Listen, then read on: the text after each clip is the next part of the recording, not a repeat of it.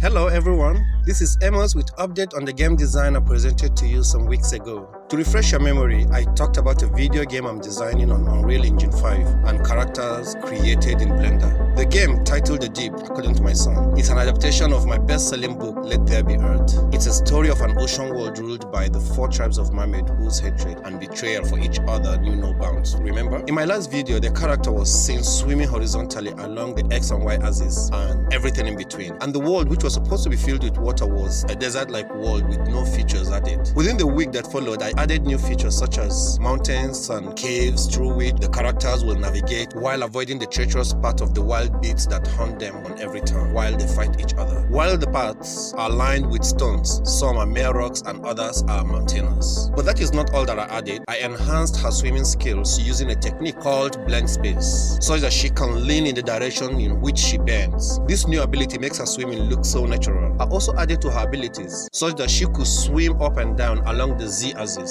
and the game development advanced even better. And when I flooded the world with water, wow, my graphics card NVIDIA GeForce RTX 3050 went berserk on me. The shimmering of light through the water body was pleasing, but my computer couldn't process the frames in real time. It began to skip chunks of frames, thereby giving me a very bad experience. So I temporarily suspended the game development and began to solve the need for a new computer system capable of supporting such a complex algorithm that creates the water illusion in Unreal Engine 5. Hopefully, when next I make a video, it will be about the new powerful system. Meanwhile, I've returned to further studies on Udemy and character sculpting and development on Blender 5.0, while I hope for a bigger and better PC. Thanks for watching and see you soon, perhaps before the end of the year. However, Merry Christmas in advance.